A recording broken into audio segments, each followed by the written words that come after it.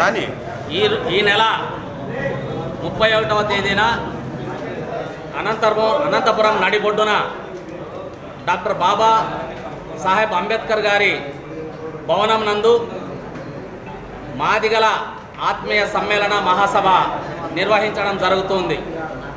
ఈ సమావేశానికి ఉమ్మడి అనంతపురం జిల్లాలో ఉన్నటువంటి మాదిగ సంఘాలన్నీ కలిసి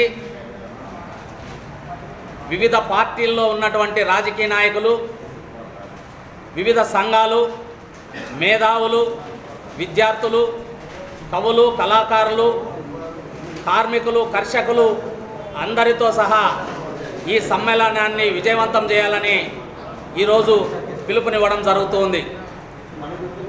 అందులో భాగంగా మాదిగ హక్కులు ఏవైతే రాజకీయ పార్టీలు కాలరాస్తున్నాయో ఆ హక్కులను సాధించుకునేటువంటి క్రమంలో మనమంతరము ఏకతాటిగా ముక్తకంఠంగా మన హక్కుల సాధన కోసం ఉద్యమించాలని చెప్పి ఈ సందర్భంగా పిలుపునిస్తున్నాం.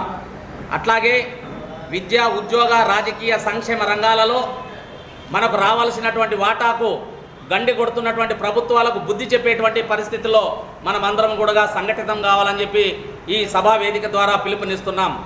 అందులో భాగంగానే సీనియర్ నాయకత్వం కానీ, నూతనంగా వస్తున్నటువంటి నాయకత్వం కానీ, మిగతా రాజకీయ పార్టీలో ఉన్నటువంటి నాయకులకు అందరూ కూడా ఒకే తాటి మీద, ఒకే మాట మీద, ఒకే బాటలో నడిచే విధంగా సంయుక్తంగా నడవడానికి ఇదొక వేదికగా మాదిగల సమ్మేళన కార్యక్రమం విజయవంతం చేయడానికి ఎవరి వంతు వాళ్ళు కృషి చేయాలని, అదేవిధంగా ఈ కార్యక్రమంలో ఎవరు వచ్చినా వాళ్ళందరినీ కూడా మానవతా దృక్పథంతో మనమందరము గౌరవించుకోవాలని, రానటువంటి వాళ్ళందరినీ కూడా ప్రతి ఒక్కరూ ఇంటింటికి వెళ్ళి పిలిచి వాళ్ళని పిలుచుకురావాలని మీ అందరికీ పిలుపునివ్వడం జరుగుతూ ఉంది.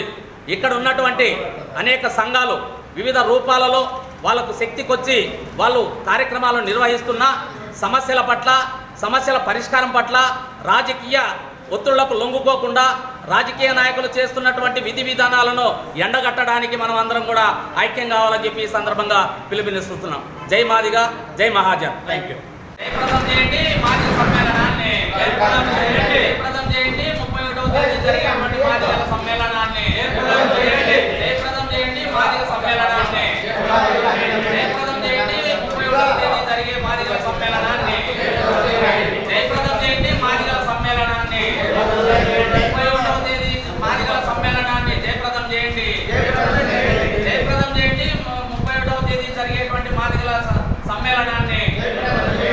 కాపాడుకుందాం కాపాడుకుందాం మాదిగ హక్కులని, కాపాడుకుందాం మాదిగ హక్కులని, ఐక్యంగా కాపాడుకుందాం